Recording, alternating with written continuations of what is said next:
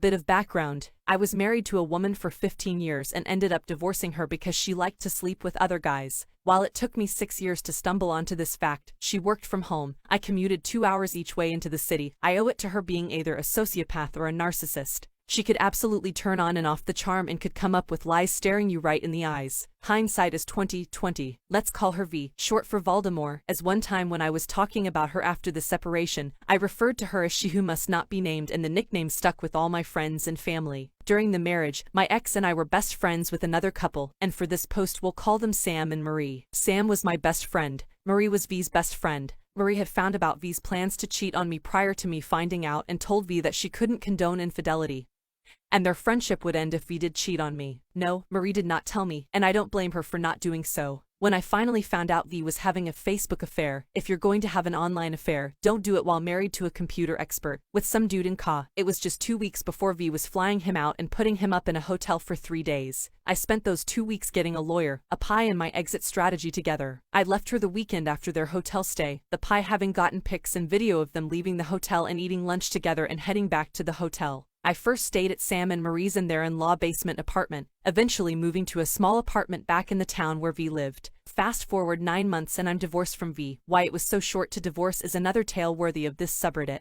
We had one daughter between us still at home and were trying shared custody and live about a quarter-mile apart. There are other kids from the marriage, but they were living apart from us at that time and don't play a part in this part of the whole story. We had acquired a lake house during the marriage and had it listed to sell, and we had it written into the divorce agreement to split the proceeds, but paying half the mortgage on that and the rent on my apartment was really stretching me thin financially. One day Marie emails me, subject line in all caps, V just tried to get me fired. Long story short, V emailed Marie's boss claiming that Marie was gossiping about V on sales calls to customers, but her boss knew it was BS and told V as much. Wisely, Marie didn't mess around waiting to see what was next. She went to the local courthouse that day and filed for an anti-harassment order against V. It took several visits to the judge, as V chose to ignore multiple summons to court so that the judge could hear her side of the story. Eventually the judge granted the order because V never showed up to court. During this time, V called 911 on me multiple times, one time claiming I put a letter bomb in her mailbox, and 2 other times I had entered her apartment without her permission. The letter bomb accusation was due to me posting a link to shipurinemisglitter.com on Facebook months before, and subsequently mailing her a thick bundle of forms to sign. Police were called and I had to go to V's apartment and open the letter in front of the police. Needless to say, there was no glitter, let alone a bomb. Oddly enough, this accusation came just days after there had been an actual bomb threat called into the town hall. Funny that the 2 times I had gone into her apartment had both been to drop off Rebecca's book bag when she had forgotten it at my apartment.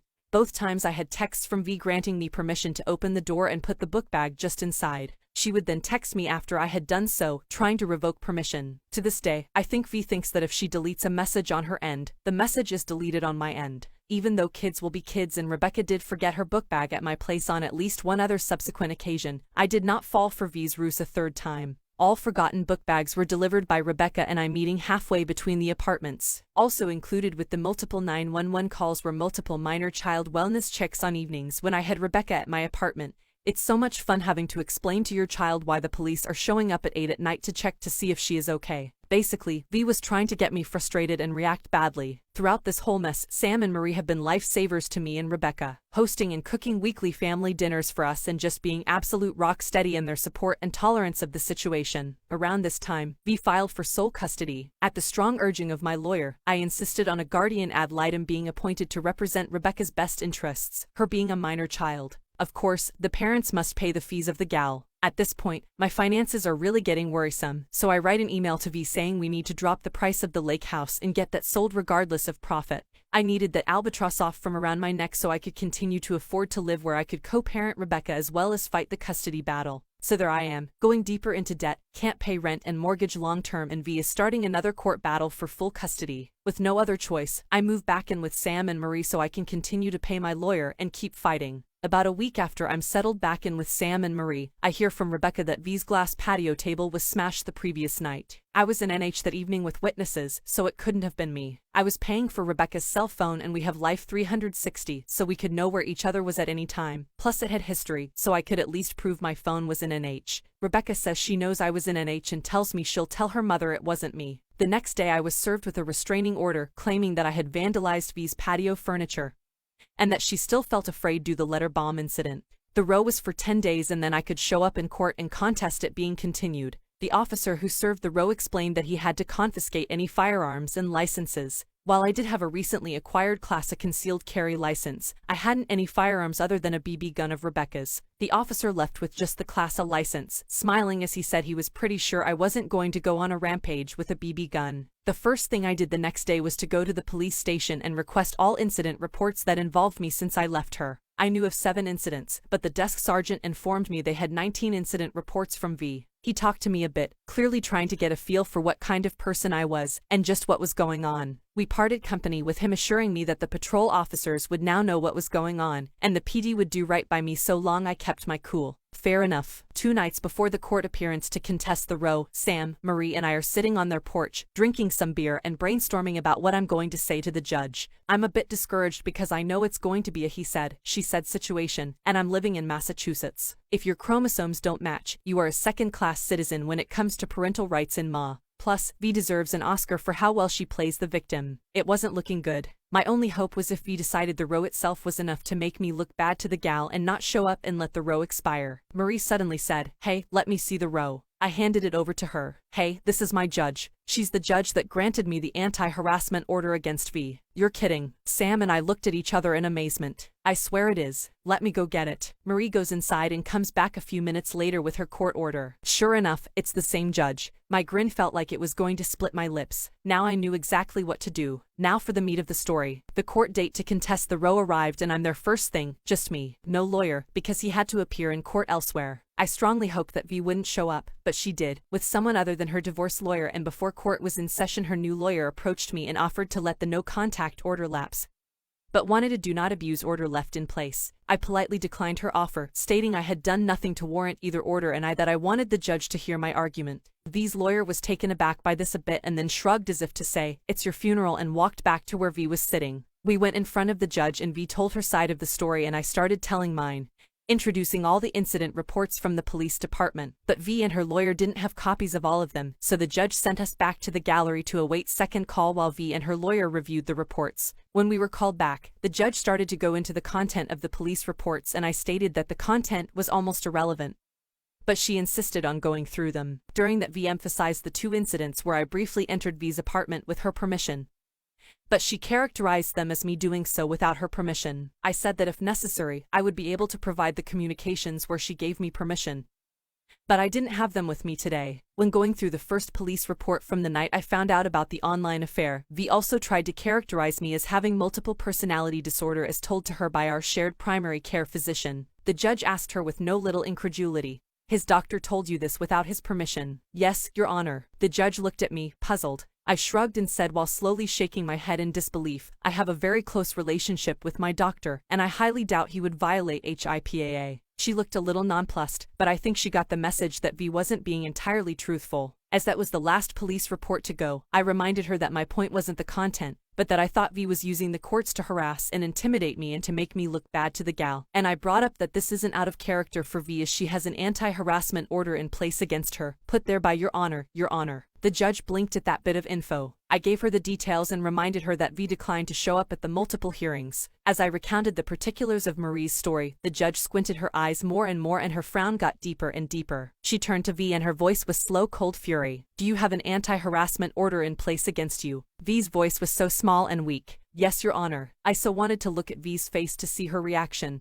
but I kept my eyes locked on the judge. The judge pointed at V. "Why didn't you show up to the hearings?" A pause as V struggled to find some excuse. "Because I didn't want to associate with that." But the judge waved her to silence. I think that was the turning point, as I think she was going to grant their request for the do not abuse, but she turned to me and said sternly, "I think there is a bit of this going on both sides, but clearly she wants you to stay out of her apartment." "Never again, Your Honor." Restraining order terminated, and with a bang of her gavel, we were done. Because the row was terminated, legally that meant it never happened. I got my Class A concealed carry license back the next day and ultimately won the custody battle, a large part of which was the termination of the row, but also due to V's subsequent increasingly poor emotional and verbal treatment of Rebecca. Story 2. Background. At this point in the saga, having lost the custody battle, V is moving to NH to be with her then primary lover, now husband number 5. A detail that amuses me to this day is that he shares the same first name as the FB lover from Ka as mentioned in my first post. I always refer to them as Paul-1 and Paul-2 when talking about them. Yes, I'm easily amused.